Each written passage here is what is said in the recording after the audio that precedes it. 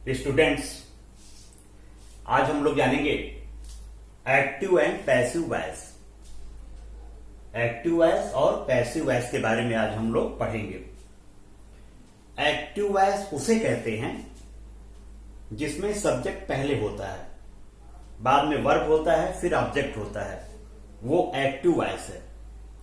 Passive voice उसे कहते हैं जिसमें ऑब्जेक्ट पहले होता है, ऑब्जेक्ट के बाद हेल्पिंग वर्ब होता है, फिर वर्ब की थर्ड फॉर्म आती है, उसे पैसिव वॉइस कहते हैं।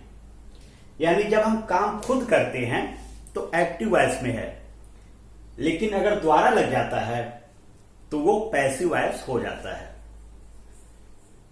तो सबसे पहले हम प्रेजेंट इंडेफिनिट टेंस में देखते हैं कि पैसिव वॉइस कैसे बनाते हैं।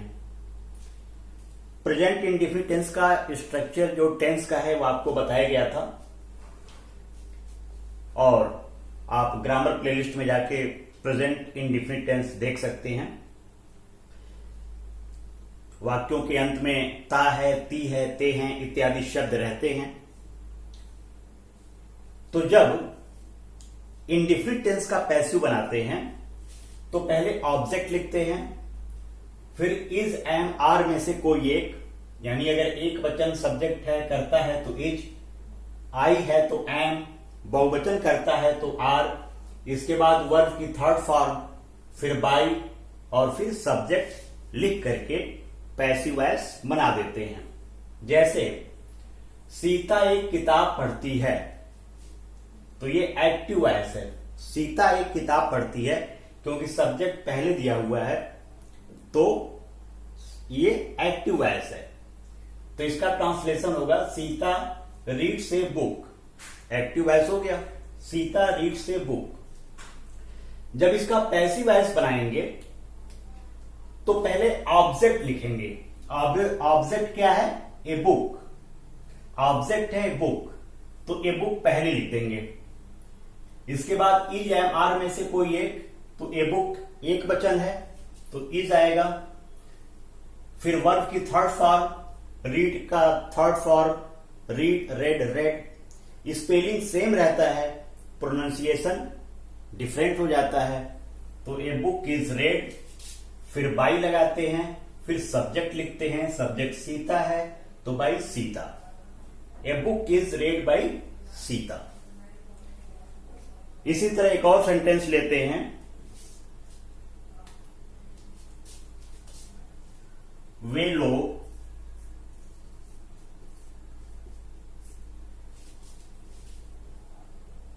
यह काम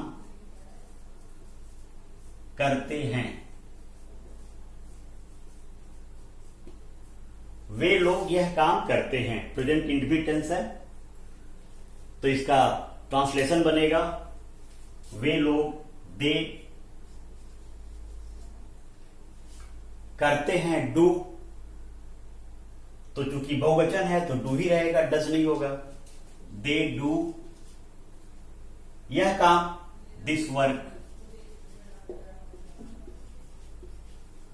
दे डू दिस वर्क। अब अगर इसका पैसिव बनाएंगे तो ऑब्जेक्ट पहले आ जाएगा, दिस वर्क,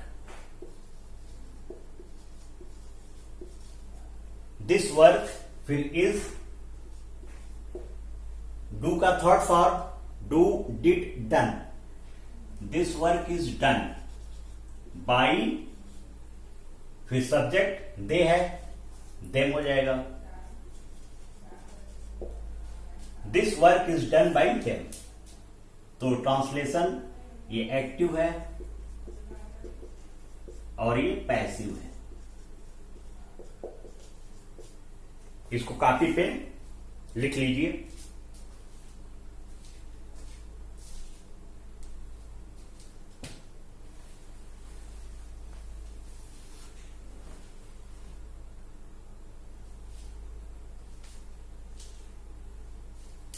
तो बच्चों, इस तरह से प्रेजेंट इंडेफिनिट टेंस का पैसिव हम बना लेते हैं।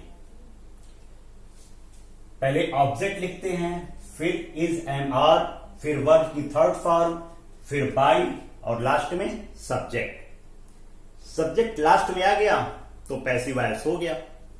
और पैसिव वॉइस में हमेशा वर्ब की थर्ड फॉर्म आती है, इस बात का विशेष रूप से आप लोग ध्यान दीजिएगा। पैसिव वॉइस में वर्ब की थर्ड फॉर्म आती है।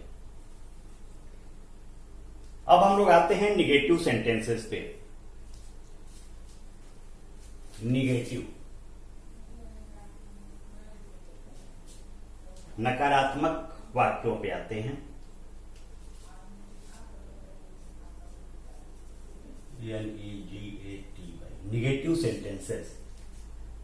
निगेटिव सेंटेंसेस में इज एम आर के बाद नॉट लगा देते हैं। निगेटिव सेंटेंसेस में इज एम आर के बाद नॉट, बाकी सारा स्ट्रक्चर उसी तरह रहेगा। ऑब्जेक्ट, फिर इज एम आर में से कोई एक, फिर नॉट, वर्ब की थर्ड फॉर्म, फिर बाई, फिर सब्जेक्ट। जैसे सेंटेंस है, सीता एक किताब नहीं पढ़ती है। सीता एक किताब नहीं पढ़ती है, तो इसका ट्रांसलेशन होगा Sita does not read a book.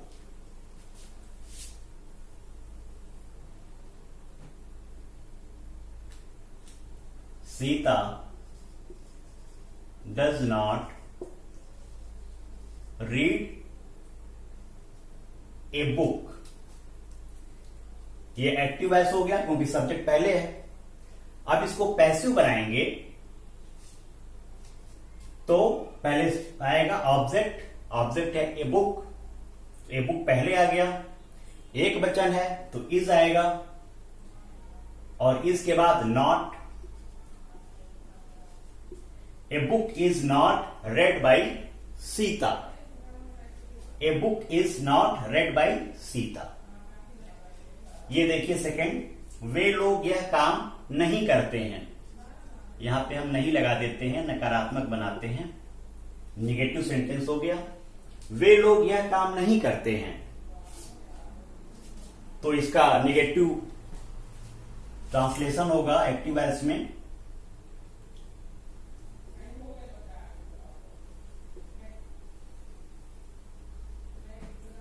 they do not do this work।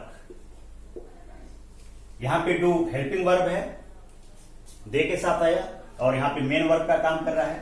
They do not do this work. इसको जब पैसिव बनाएंगे तो ऑब्जेक्ट पहले आ जाएगा, दिस वर्क, एक वचन है दिस वर्क, इसके बाद नॉट लग जाएगा। This work is not done by them. इस तरह से इसे पैसिव बना लेंगे। तो आप इसको कॉपी में कॉपी कर लें।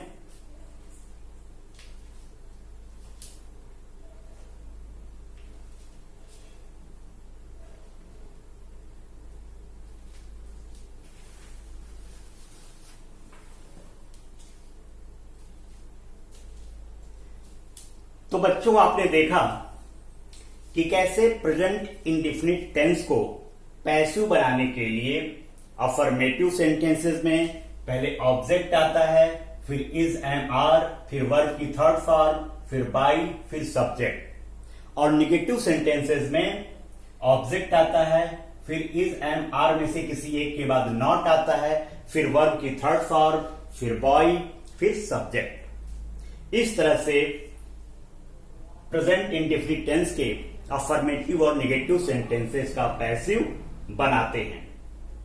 अब हम लोग देखते हैं इंट्रोगेटिव सेंटेंसेस को। इंट्रोगेटिव सेंटेंसेस,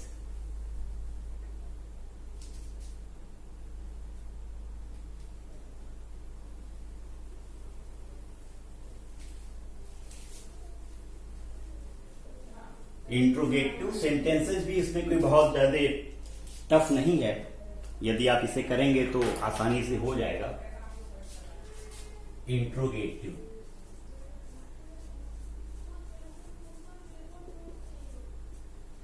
इंट्रोगेटिव सेंटेंसेस में पहले क्वेश्चन वर्ड आएगा,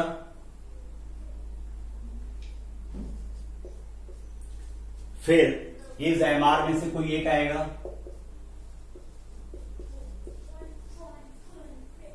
फिर सब्जेक्ट, फिर ऑब्जेक्ट आएगा,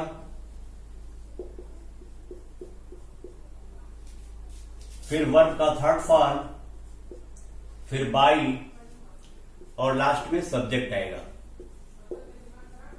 और क्वेश्चन वर्ड, क्वेश्चन मार्क आएगा। जैसे सेंटेंस है,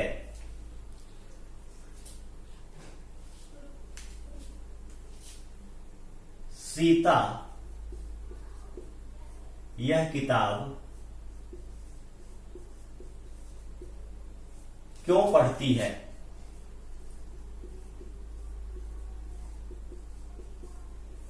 सीता यह किताब क्यों पढ़ती है? तो इसका ट्रांसलेशन होगा why does Sita read this book?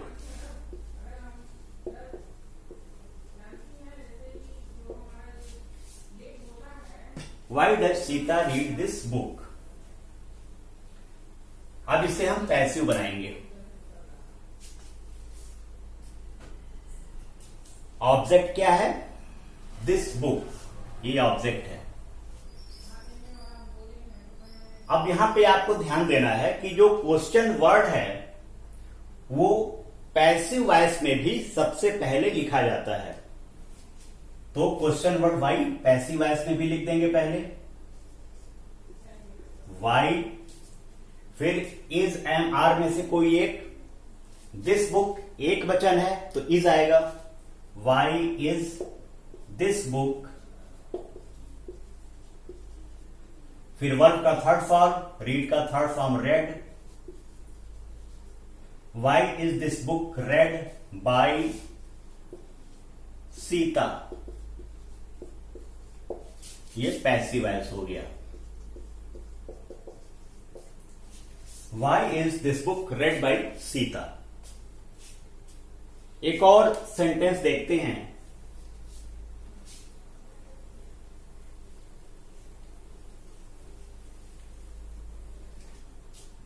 वे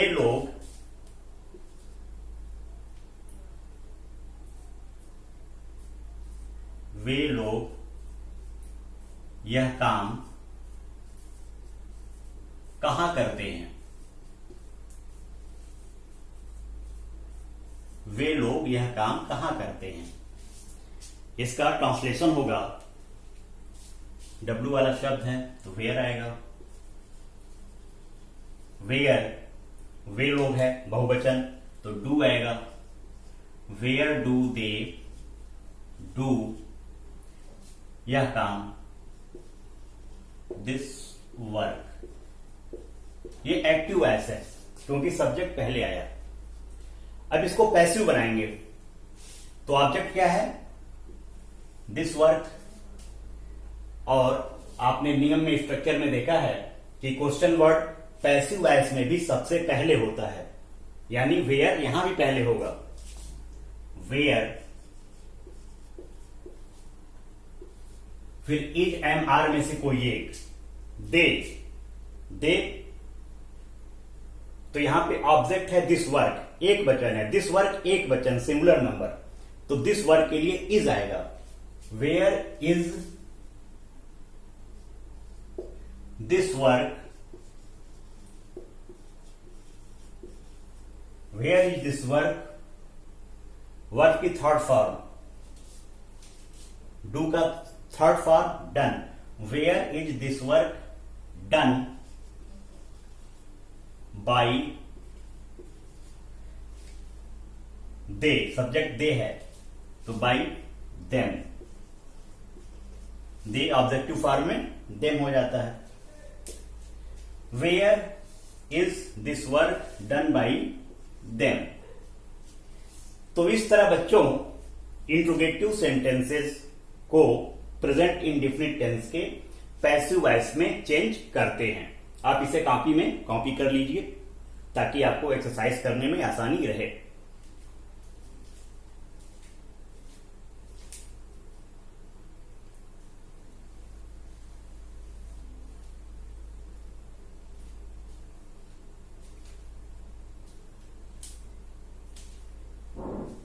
अब हम लोग आते हैं इंट्रोगेटिव नेगेटिव सेंटेंसेस में। Interrogative negative sentences. Interrogative negative sentences को पैसिव बनाते समय ऑब्जेक्ट के बाद नॉट लगा देते हैं किसी भी टेंस में। इंट्रोगेटिव नेगेटिव सेंटेंसेस को पैसिव बनाने में ऑब्जेक्ट के बाद नॉट लगाते हैं। जैसे आपने देखा था ट्रांसलेशन में, टेंसेस में, इंट्रोगेटिव नेगेटिव सेंटेंसेस में सब्जेक्ट के बाद नॉट लग जाता है, उसी तरह पैसिव वॉइस में ऑब्जेक्ट के बाद नॉट लग जाता है। तो इज एम आर के बाद ऑब्जेक्ट, ऑब्जेक्ट के बाद नॉट, ऑब्जेक्ट के बाद नॉट, फिर वर्ब की थर्ड फॉर्म। तो सीता यह किताब क्यों नहीं पढ़ती है, अगर होता सीता यह किताब क्यों नहीं पढ़ती है, इंट्रोगेटिव था, नेगेटिव नहीं लग गया, नेगेटिव हो गया, इंट्रोगेटिव नेगेटिव हो गया, तो इसका ऑब्जेक्ट पैसिव बनेगा। Why is this book object not, why is this book not read by Sita, why is this book not read by Sita. इसी तरह होता वे लोग यह काम कहां नहीं करते हैं, कहां नहीं करते हैं, इसमें भी ऑब्जेक्ट के बाद नॉट लग जाएगा। Where is this work object है, दिस वर्क के बाद not. Where is this work not done by them. तो इस तरह बच्चों interrogative negative sentences present indefinite tense के पैसिव बनाते समय ऑब्जेक्ट के बाद नॉट लगा देते हैं, ऑब्जेक्ट के बाद नॉट लगा देते हैं। जैसे टेंसेस में सब्जेक्ट के बाद नॉट लगाते थे इंट्रोगेटिव नेगेटिव सेंटेंसेस को ट्रांसलेशन करते समय। तो इस तरह से आप इसे एक्सरसाइज को करेंगे। पहले तो आप इसे कॉपी में कॉपी कर लें, उतार लें, और बुक्स में जो एक्सरसाइज दिए हुए हैं उन एक्सरसाइज को अटेम्प्ट करें। यदि कोई कंफ्यूजन होता है तो आप कमेंट बॉक्स में आके कमेंट करें, उन कंफ्यूजन को रिप्लाई किया जाएगा और कंफ्यूजन को दूर किया जाएगा। तो आपके लिए जरूरी है इस चीज को कॉपी पे उतारना, क्योंकि आप जितना ही प्रैक्टिस करेंगे उतने ही अच्छे तरीके से ग्रामर आप सीखेंगे। तो आप इस चीज को कॉपी पे, फेयर कॉपी पे कॉपी करें और एक्सरसाइजेस को, बुक्स के एक्सरसाइजेस को अटेम्प्ट करें।